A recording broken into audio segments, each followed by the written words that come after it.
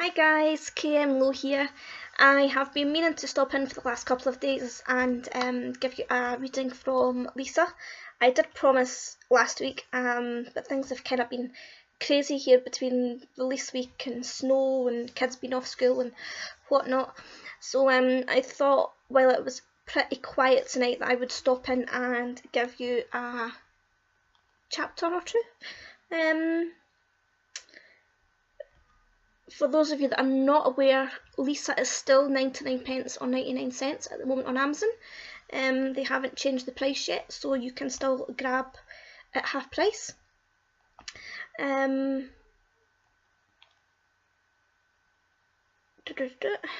on till I get this up on my Kindle. I will be doing the two prologues from Lisa tonight. I was going to start or do a chapter from the middle of the book, but I thought it would be best to give you the idea of the whole story, or where it comes from even. So both prologues are from two different characters' point of view, from 17 years ago. So I'll let you see why or where Lisa and Marcus actually come from and where the story comes about. And I just feel like the two prologues are probably the best to give you, so that it gives you a feel for the book and the character. So here we go. So the first prologue is from the 7th of February 2000, and it's Carmen's point of view. I sat in my small room, counting the minutes between contractions. I spent most of my pregnancy locked in this cabin by Damien, the alpha of our pack. For the last year I was used and abused to carry the child. A child Damien was hoping would be a boy. I hoped to God it was a boy as well, or I shuddered to think what would happen. Girls in the pack were treated like dirt on the bottom of the male shoes. We had no place in an all-male orientated pack like this one. The men ruled the roost, and we obeyed them, no matter what they asked of us. We were worthless. 5 minutes. The time between each contraction was lowering every time I counted them. I didn't want to be there alone. A single tear rolled down my cheek as fear and pain took over my body and mind.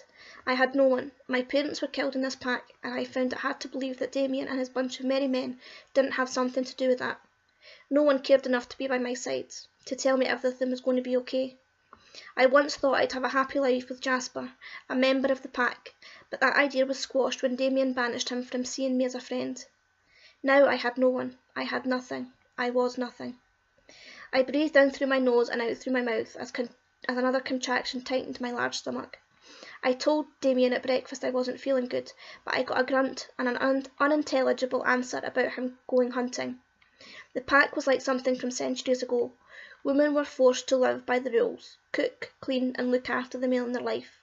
My role was to bear a son for the alpha. There was no love between Damien and me. In fact, I couldn't stand the ground he walked on. I'd thought of every possibility to get out of there, but when he wasn't around he had the cabin guarded by his security. It was my idea of hell. 3 minutes. I got onto my hands and knees and tried to relieve some of the pressure from my hips. I wanted to scream out, but it was pointless. Damien would only come back when he was good and ready. No one could make him do anything he didn't want to, not even the birth of his child. I'd found over the last 12 months the best thing to do was just ride it out, smile and accept my fate. The more I fought, the harder it was for me. 2 minutes. The pain was getting worse and I couldn't do anything to relieve it. The baby was coming and he or she would be born into a hellhole. I'd do everything in my power to get my child away from the pack. I couldn't bring my baby up here. I wouldn't. As long as we were there, we wouldn't have anything. What the...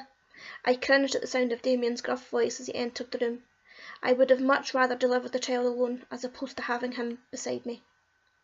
Get the healer, Damien hollered out to someone as he hauled me up onto my feet. I was fighting with him because I didn't want to go anywhere. That room had become my haven, my sanctuary. I'm trying to help you, come on. I tried to move my feet, but a contraction took over my body. If it wasn't for Damien's firm grip, I would have landed back on the floor. He scooped me up into his arms and placed me down on the bed. My heart was beating so fast and my body was becoming tired and weak. I had one job to do, deliver my baby safely. Carmen, I lifted my head to the sound of Meg, the pack healer. She used to be my friend, but now I couldn't get close to anyone. This baby is ready for making an appearance. I know, I sobbed. The pain was easy. The thought of my baby being taken from me if it wasn't what Damien wanted was killing me inside. I'd nurtured this tiny person. I'd carried it for 9 months, felt the kicks and movements. Now it could have all been for nothing. On the next contraction I want you to push, sweetie, said Meg. Damien, you need to support her. Just deliver the damn child, he spat. I was glad he kept his distance. I didn't want to see, hear or smell his disappointment. I had enough to deal with. Another contraction hit me again and I pushed with all I had. The pressure got worse and I felt my head spin. This was torture. I can see the heads. One more push, Carmen. One more push, one more scream. I heard the soft mewl of a cry coming from my child, and I breathed a sigh of relief. I did it. I gave birth to my first child. I'd like to say it was easy, but it was anything but. You have a beautiful daughter, Carmen. No, yelled Damien. It can't be. He walked over to the child in Meg's hands, then stormed out of the door. I didn't know how he didn't take the door off the hinges because it rattled several times after he slammed it shut. Here we go, sweetie. Do you have a name? I took my child into my arms and cried. I cried so hard that the sobs leaving my body hurt like hell. What was going to happen now? Was she ever going to have a happy life? Lisa, I wiped my face with my spare hand while I held my daughter close to my chest. I want to call her Lisa. That's a lovely name. I'll go and get you some sweet tea while you bond. When I come back, we'll get you cleaned up and get this little princess fed. I nodded slowly and never took my eyes off my gurgling baby. She had beautiful big blue eyes. She was so alert, kicking her legs against me. Her small fingers wrapped around mine and gripped on tightly. She was already showing strength and determination, a true alpha already, but I doubted she'd ever get that chance in a pack like this. Damien, you can't do this. She needs her mother. I heard the commotion outside before Damien came crashing through the door with Meg hot on his heels. You can't even do that right, you're pathetic, he yelled, making Lisa cry. Give it to me now. No, where are you taking her? As far away from this pack as possible. It has no place here. He spat at me with fury I'd never seen before. She's your daughter. You can't take her away from me, Damien. We can try for another child. Just don't take her, please. You had your chance. My daughter was snatched out of my hands and I tried to jump up to get her, but I fell onto the cold floor at the side of the bed. I screamed and cried for him to change his mind, but he was out of the door quicker than lightning. Jasper, one of my old friends from the pack, appeared in the doorway. He came in to help Meg get me back into the bed. But the moment I stood up, I felt a large gush of liquid leave my body. When I looked down, the blood was a puddle around my feet. Jasper, help me quickly, Meg shouted in sheer panic. My head was spinning and my body felt like it wasn't my own. I didn't know whether I was coming or going, but I knew I needed my child. Come on, Carmen, fight, honey, said Jasper. We're losing her, Jasper, I squeaked out. Promise me something. Anything, honey. His hands rested on my face, and for a brief moment I felt a little bit of love and warmth from the man I knew was my mate. You look for my daughter, and make sure she's okay. I concentrated on his tear-filled eyes as he nodded slowly. I promise. He bent down and placed his lips over mine. Those lips were what I dreamt of for months, and now I had them, but it was too late. With his promise hanging in the air, I let my eyes close, and peace washed over my body. And that's the end of Carmen's prologue. So we're now going on to Jasper, and this is the 23rd of December 2000. It's times like this that I wish I didn't have to work for the council. Here we are, 2 days before Christmas, and we've to charge into this pack because the Alpha's been abusing his role. I have my team of enforcers here with me, but sometimes I just wish this kind of thing didn't happen. I've seen rogues with my own 2 eyes, and the memories and the pain is still raw. I still think about Carmen every minute of every day. I've followed her orders and tracked her daughter down. I've moved into the same area where Lisa lives now. I do these missions on the side for the council because I need to keep active. My wolf needs to be free. The human life is okay for me, but it would send my wolf bonkers after a while. Boss, we're all set, says Callum, one of my good friends and enforcers. I try to get out of my own head and concentrate on the task at hand. I need to concentrate to come out of this alive. I need to go home to protect the one thing that means so much to me. Lisa. Okay, let's do this. I move forward from my spot, shaded by trees, and see my wolves coming from all directions. We prowl forward until we hear gasps coming from the remaining pack members. I'd probably say they're gasps of relief. The Alpha's cabin door shoots open. Out comes the big brute with his supporters beside him. He looks a dirty beast, and I take pride in tearing his throat out. "What the fuck do you mangy dogs think you're doing on my land?" says the Alpha, jumping down from his steps, taking up a good position in front of me. I don't shift. I won't let my guard down. Deep down, this prick will know exactly who and what we're doing here. Every dirty dog gets their comeuppance. My paws move forward against the dry land. I growl and make my intentions clear. Before he can shift to wolf form, I pounce on his body and wrap my jaws around his neck. I hear the bone crack and his body falls to the ground. I look around and my wolves are taking care of the Alpha's main men that thought they'd get away. No one gets away on my watch. I walk up to the cabin and sniff the porch. There is someone else inside, but I don't get the scent of anger or fear. Weird. I take the chance and shift into my human form. I enter the cabin on alert. The main room is clear. There isn't anything but rubbish and clothes lying around the room. I creep into one room that must be the master bedroom, but it doesn't look any cleaner.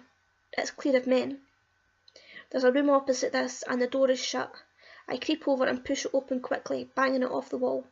It's clear of any adults, but I walk over to a travel cot sitting in the middle of the floor. I creep over and peer over the side. I gasp as I see a baby boy lying on his back, playing with his covers. He's beautiful.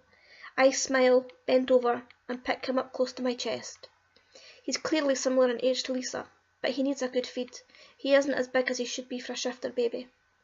The baby breaks my train of thought when he pulls my ears. We both smile at one another, and our eyes lock. Something shifts inside of me. I can't put my finger on it, but I feel something for this child. Jasper, we're clear out. Callum stops in his tracks as he sees me with the child. A baby? Whose is it? I shrug my shoulders and turn to exit the room to speak with pack members who may be able to help. Do you want me to take him? Callum asks, but I pull the baby closer to me and shake my head. Okay, I get it. I nod and leave the cabin with the baby clung to my naked body. No one told us a child was involved. We had no idea this was going to be an issue. Oh, thank God the child is still alive, said an elderly lady as she jogged up to me.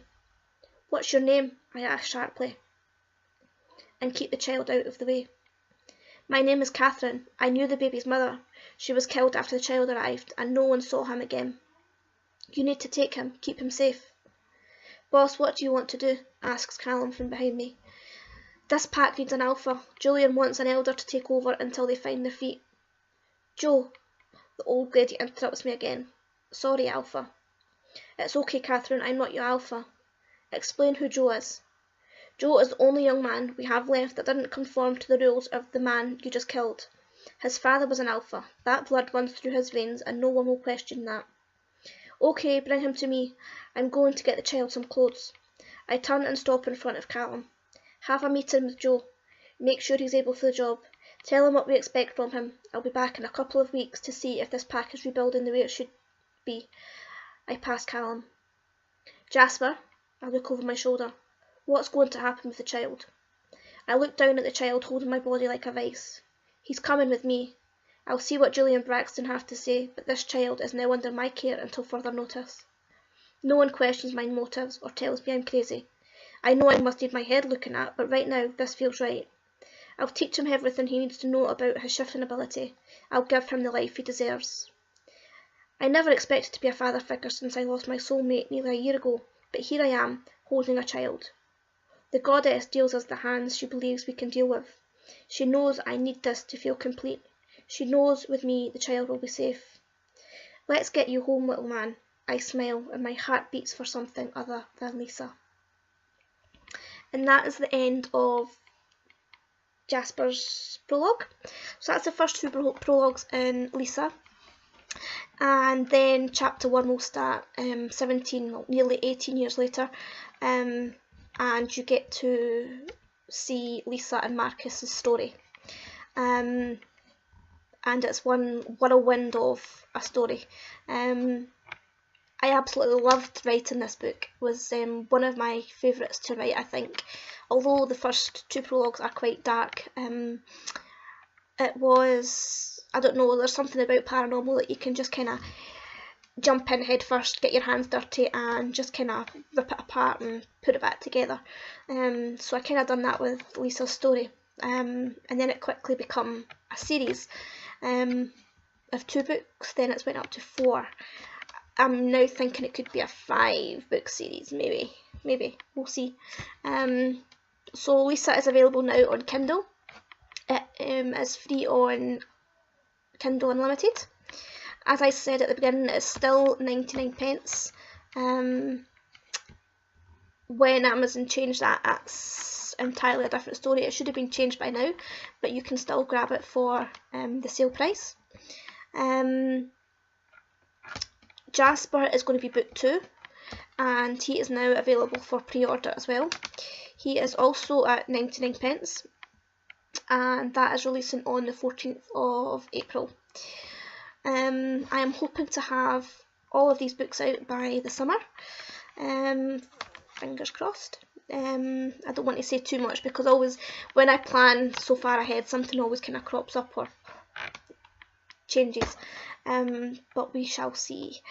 So I just wanted to pop in tonight and give you that reading that I had promised. And I will see how it goes this week, and I might stop in and give you a cheeky excerpt from Jasper's book. But that's all I wanted to say tonight, so I hope you all have a great weekend, and if you're having any bad weather like us, stay safe, and I will speak to you all later. Bye!